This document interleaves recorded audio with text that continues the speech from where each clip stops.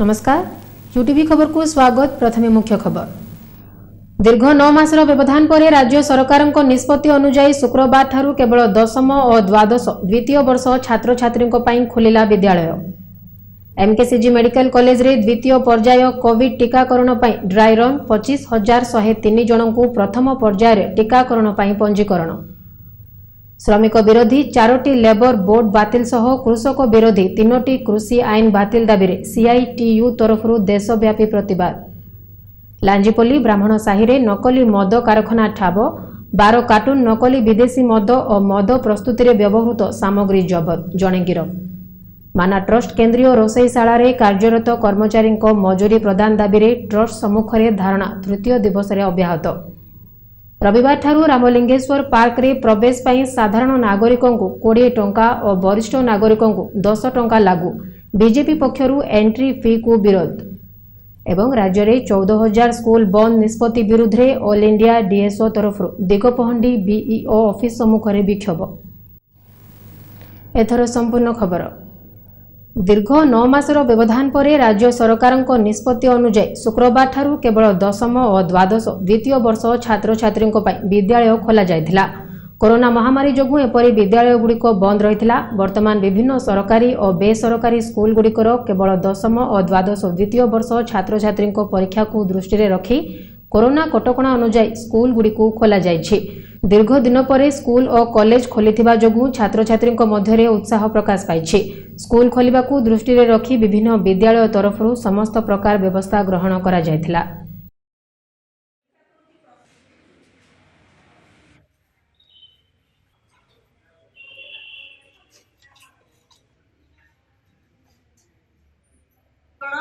वर्णना करछंती मो सांग पेन ले आसबी मु ज्योमेट्री बॉक्स आनी तार स्केल में भी अंकन कर देबी मु ऑनलाइन होनी को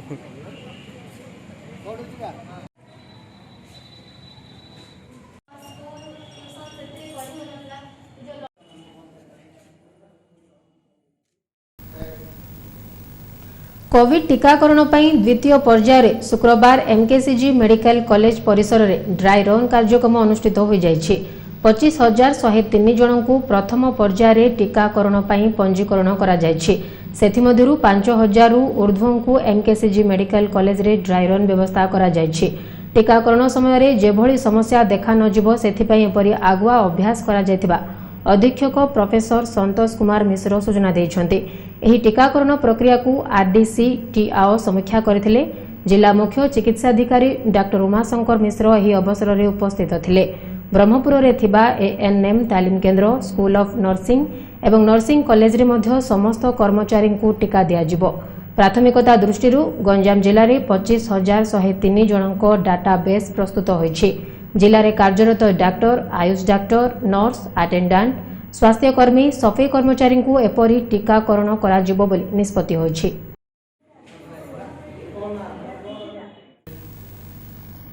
श्रमिक विरोधी 4टी लेबर बोर्ड बातिल करने सह कृषक विरोधी 3टी कृषि आईन बातिल करने दाबी ने शुक्रवार सीआईटीयू तरफ देशव्यापी प्रतिवाद करा जायछि।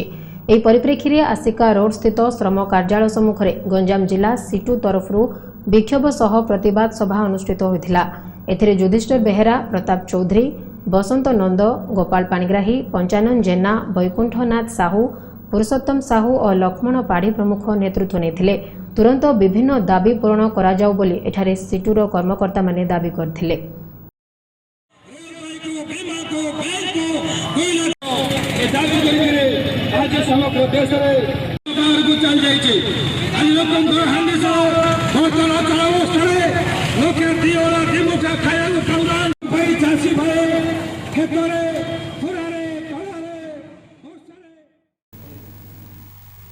ब्रह्मपुर लांजीपल्ली ब्राह्मण साहिर गोटे घरे चलीथिबा नकली मद कारखाना बैद्यनाथपुर थाना पक्षरु ठाब करा जायछि।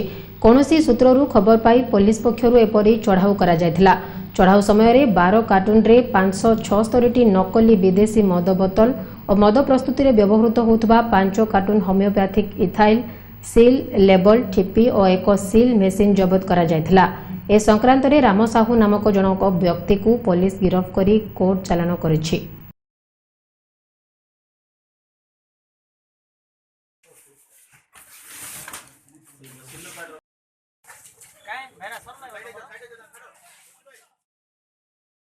ବ୍ରହ୍ମପୁର ରେଳ ଷ୍ଟେସନ ନିକଟସ୍ଥ ମାନା ଟ୍ରଷ୍ଟ କେନ୍ଦ୍ରୀୟ ରୋଷେଇଶାଳାରେ କାର୍ଯ୍ୟରତ କର୍ମଚାରୀମାନେ ବହୁ ଦିନରୁ କାମ କରି ଆସୁଥିବା ବେଳେ ସେମାନେ ବର୍ତ୍ତମାନ ନାନା ସମସ୍ୟା ମଧ୍ୟରେ ରହିଛନ୍ତି। କରୋନା ମହାମାରୀ ଓ ଲକଡାଉନ ଯୋଗୁଁ ମଧ୍ୟାହ୍ନ ଭୋଜନ କାର୍ଯ୍ୟକ୍ରମ ବନ୍ଦ ହେବା ଫଳରେ ସେଠାରେ କାର୍ଯ୍ୟରତ ଅଧିକାଂଶ କର୍ମଚାରୀ ଓ ଶ୍ରମିକ କାର୍ଯ୍ୟ ହରାଇଥିଲେ। ଲକଡାଉନ ସମୟରେ ସରକାରଙ୍କ ନିର୍ଦ୍ଦେଶ ଏବଂ ମଧ୍ୟାହ୍ନ ଭୋଜନ ରୋଷେଇର ନିଯୁକ୍ତି କର୍ମଚାରୀଙ୍କୁ ମଜୁରୀ ଦେବାକୁ ସୁପ୍ରିମକୋର୍ଟର ନିର୍ଦ୍ଦେଶ ଥିବାବେଳେ ଏହି କାର୍ଯ୍ୟକ୍ଷେତ୍ରରେ ମାନା ଟ୍ରଷ୍ଟ କର୍ତ୍ତୃପକ୍ଷ କୌଣସି ମଜୁରୀ ଦେଇନଥିବା ଅଭିଯୋଗ କରାଯାଇ ଟ୍ରଷ୍ଟ ସମ୍ମୁଖରେ ଚାଲିଥିବା ଧାରଣା ଶୁକ୍ରବାର ତୃତୀୟ ଦିବସରେ ଅବ୍ୟାହତ ରହିଛି। ବର୍ତ୍ତମାନ ଶ୍ରମିକମାନେ ପରିବାର ଚଳାଇବା କଷ୍ଟକର ହୋଇପଡ଼ିଛି। ସଂସ୍ଥାର କର୍ତ୍ତୃପକ୍ଷଙ୍କୁ ଅଭିଯୋଗ କଲେ ଛଟେଇ କରିଦେବାକୁ ଧମକ ମିଳୁଥିବା କୁହାଯାଇଛି। ତେଣୁ ତୁରନ୍ତ ନିୟମିତ କାମ ଯୋଗାଇବା, ସର୍ବନିମ୍ନ ମଜୁରୀ ଆଧାରରେ ଦରମା ପ୍ରଦାନ କରିବା, ବକେୟା ଥିବା ଇପିଏଫ୍ ଓ ଇଏସ୍ଆଇ ତୁରନ୍ତ ପୈଠ କରିବା ଏବଂ ଆଉଟସୋର୍ସିଂ ଏଜେନ୍ସି ବଦଳରେ ମାନା ଟ୍ରଷ୍ଟ ସିଧାସଳଖ ନିଯୁକ୍ତି ଦେବା ଆଦି 4 ଦଫା ଦାବି ନେଇ ଏପରି ଧାରଣା ଜାରି ରହିଛି। ଏଥିରେ ଇଫ୍ଟୁର ରାଜ୍ୟର ଆବାହକ ପ୍ରତାପ ପ୍ରଧାନ, ସଂଘ ସଭାନେତ୍ରୀ ବୈଜୟନ୍ତୀ ସାହୁ, ସମ୍ପାଦିକା ଜଲି ପରିଡ଼ା, ସଂଯୁକ୍ତା ମହାରଣା, ପି ରତ୍ନାଲୁ, ଶିବରାମ ସାହୁ, ଲକ୍ଷ୍ମୀ ନୃସିଂହ ରଥଙ୍କ ସମେତ ବହୁ ଶ୍ରମିକ ଯୋଗ ଦେଇଛନ୍ତି। ଦାବି ପୂରଣ ହେବା ଯାଏଁ ଏପରି ଧାରଣା ଚାଲୁ ରହିବ ବୋଲି ଏଠାରେ ମାନା ଟ୍ରଷ୍ଟ ସେଣ୍ଟ୍ରାଲ କିଚେନ କର୍ମଚାରୀ ୟୁନିୟନ ପକ୍ଷରୁ ଚେତାବନୀ ଦିଆଯାଇଛି।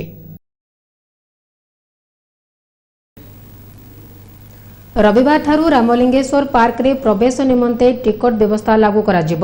ସାଧାରଣ ନାଗରିକଙ୍କ ପାଇଁ 20 ଟଙ୍କା ଏବଂ ବରିଷ୍ଠ ନାଗରିକଙ୍କ ପାଇଁ 10 ଟଙ୍କା ଲାଗୁ କରାଯିବ ବୋଲି ସୂଚନା ମିଳିଛି।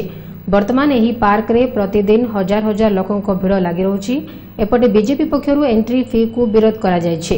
ପାର୍କର ପ୍ରବେଶ ପାଇଁ କୌଣସି ଶୁଳ୍କ ଲାଗୁ କରାନଯାଉ ବୋଲି ପୂର୍ବତନ ଜିଲ୍ଲା ବିଜେପି ସଭାପତି କାହ୍ନୁଚରଣ ପତି ପ୍ରକାଶ କରିଛନ୍ତି। ଉଦ୍ଘାଟନୀ ସମୟରେ ଏକ ଦଳୀୟ ସମାବେଶ ପରି ଭିଡ଼ ଜମିଥିଲା ବୋଲି ସେ ଅଭିଯୋଗ କରିଛନ୍ତି। ସେହିପରି ଉଦ୍ଘାଟନୀ ସମୟରେ ଲକ୍ଷାଧିକ ଟଙ୍କାର ବାଣ ଫୁଟାକୁ ନେଇ ସେ ତୀବ୍ର ସମାଲୋଚନା କରିଛନ୍ତି।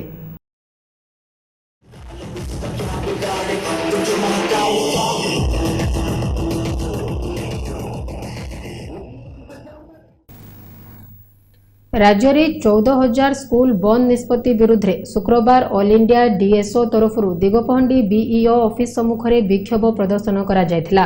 ଦିଗପହଣ୍ଡି ବସ୍ଷ୍ଟାଣ୍ଡଠାରୁ ଏକ ଶୋଭାଯାତ୍ରା ବାହାରି ବିଇଓ ଅଫିସରେ ପହଞ୍ଚିବା ପରେ ବିକ୍ଷୋଭ ପ୍ରଦର୍ଶନ ସହ ଏକ ସ୍ମାରକ ପତ୍ର ପ୍ରଦାନ କରାଯାଇଥିଲା। ଏଥିରେ ରାଜ୍ୟ ଉପସଭାପତି ସୋମନାଥ ବେହେରା, ଜିଲ୍ଲା ସଭାପତି ଶିବାନୀ ଶଙ୍କର ମିଶ୍ର, ପପୁନ ସାହୁ, କାମରାଜୁ ସାହୁ ପ୍ରମୁଖ ନେତୃତ୍ୱ ନେଇଥିଲେ।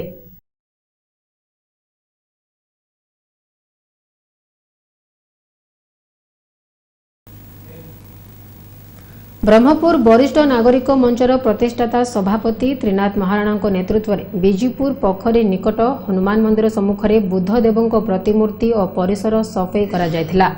ଏଥିରେ ସମ୍ପାଦକ ହିମାଂଶୁ କୁମାର ପଟ୍ଟନାୟକ, ଯୁଗ୍ମ ସମ୍ପାଦକ ନୀଳାମ୍ବର ସାହୁ, ସଦସ୍ୟ ଲଳିତ ମୋହନ ସାହୁ, ମୋହନଚରଣ ସ୍ୱାଇଁ, ସିଏଚ୍ ହରିସିଂ, ଶିବନାରାୟଣ ମିଶ୍ର, ଲିଙ୍ଗରାଜ ମହାପାତ୍ର, ଲକ୍ଷ୍ମୀନାରାୟଣ ବେହେରା, ଇଞ୍ଜିନିୟର କାଶୀ ବିଶ୍ୱନାଥ ଚୌଧୁରୀ, ଟି ସୁଦର୍ଶନ ରାଓ, ଶଙ୍କର ନାରାୟଣ ସାହୁ, ବିନୋଦ ଜେନା, ଟି କାମେଶ୍ୱର ରାଉତ, ଟୁନି ମିଶ୍ର, ପରୀକ୍ଷିତ ବେହେରା ପ୍ରମୁଖ ଯୋଗ ଦେଇଥିଲେ।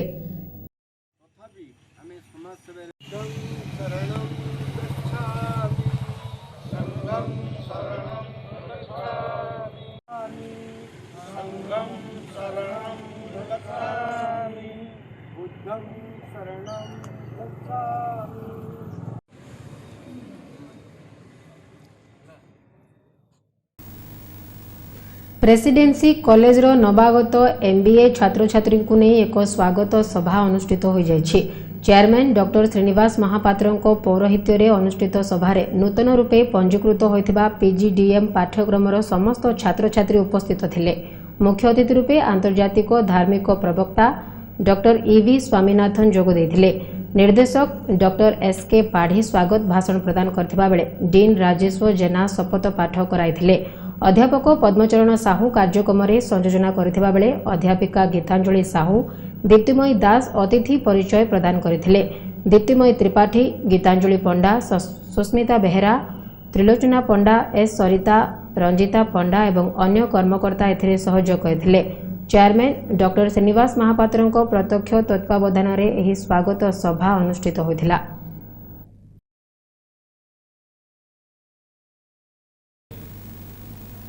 जनना हॉस्पिटल सम्मुख रास्ता पार्श्व शुक्रवार एक बर्गर दुकान शुभारंभ होइछि। दि बर्गर हाउस नाम उद्घाटित यह दुकान शुभारंभ अवसर में अतिथि रूपे सोरडा विधायक पूर्णचंद्र स्वाई, राज्य बीजेडी संपादक सुभाष महाराणा, पूर्वतन कॉर्पोरेटर टी त्रिपति पात्र और एसएमआईटी सभापति डॉक्टर भगवान गंतायत प्रमुख जोग देथिले। बर्गर हाउस रो मुख्य परिचालिका रोजालिनी साहू, कैलाश चंद्र बेहेरा, रंकनिधि साहू, रामनारायण बेहेरा, सुदीप बेहेरा, संतोष साहू और पी नारायण पृष्टि समेत बहु मान्यगण्य व्यक्ति यह अवसर में उपस्थित थिले। एठारे ऑनलाइन व्यवस्था सह काउंटर सर्विस रो व्यवस्था मध्य रही।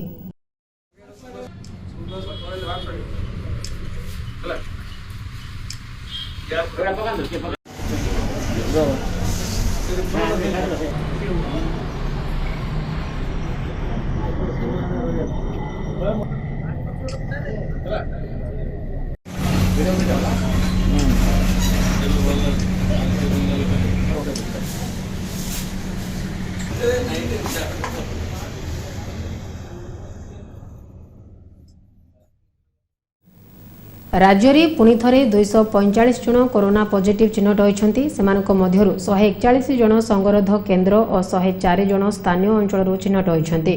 गोटे दिन में गंजाम जिलूर कौन कोरोना आक्रांत चिन्हट होता बेले राज्य में सर्वाधिक सुंदरगढ़ 29 जन, अनुगुल 20 जन, बलांगीर 40 जन चिन्हट होती। सेहीपरि राज्य में गोटे दिन में मात्र 2 जन कोरोना आक्रांत मृत्यु घटी। भुवनेश्वर जड़े और नयागढ़ जड़े मृत्युवरण कर।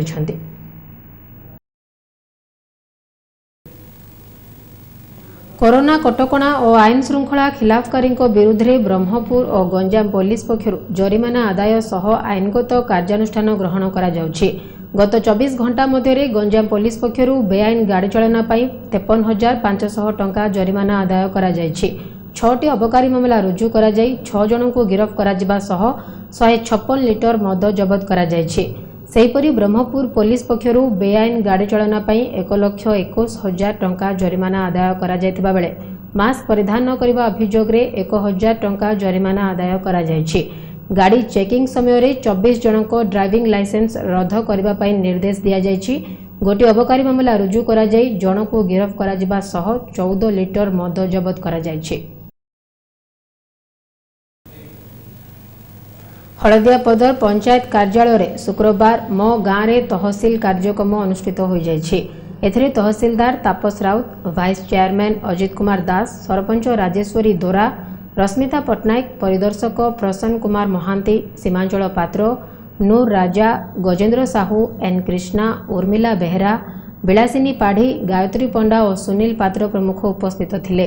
एठारे बहु ग्रामकंठ पट्टा, घरबारी पट्टा, बिल पट्टा आदि प्रदान करा जायथिला।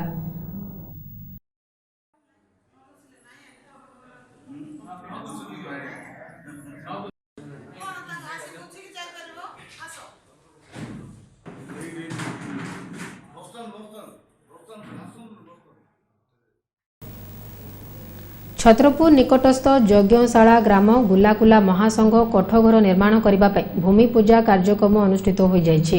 एथिरे कांग्रेस एआईसीसी किसान सेल सदर संपादक रश्मिरंजन पट्टनायक जोगदे भूमि पूजा करने सह 1 लाख टंका प्रदान करिसेंति। एही अवसर में एस दंडपाणी, सिद्धांत कुमार साहू, डी कृष्णा पात्रों समेत गुला समाज बहु कर्मकर्ता उपस्थित थिले।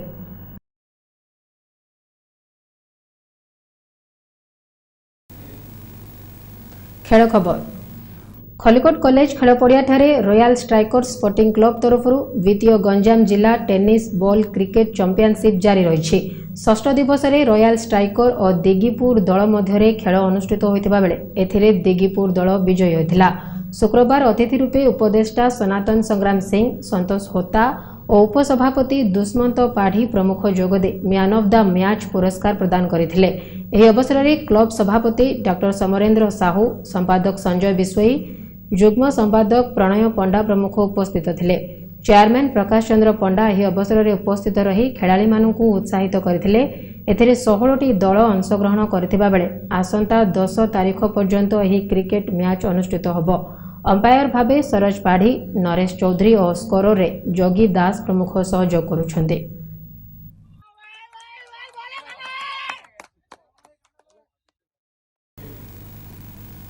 खबर शेष करने पूर्व मुख्य खबर पुणी थे।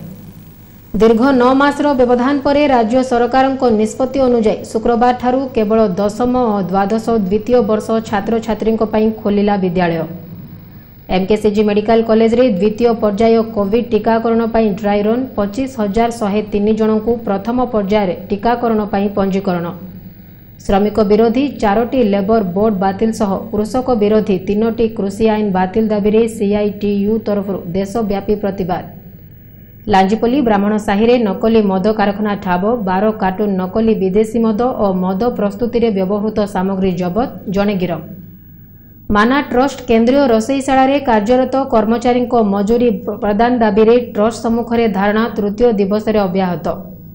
रविवार ठारू रामलिंगेश्वर पार्क रे प्रवेश पाई साधारण नागरिकों को 20 टंका और वरिष्ठ नागरिकों को 200 टंका लागू। बीजेपी पक्षरु एंट्री फी को विरोध एवं राज्य में 14,000 स्कूल बंद निष्पत्ति विरुद्ध रे ऑल इंडिया डीएसओ तरफ दिगपहंडी बीईओ ऑफिस सम्मुख में विक्षोभ।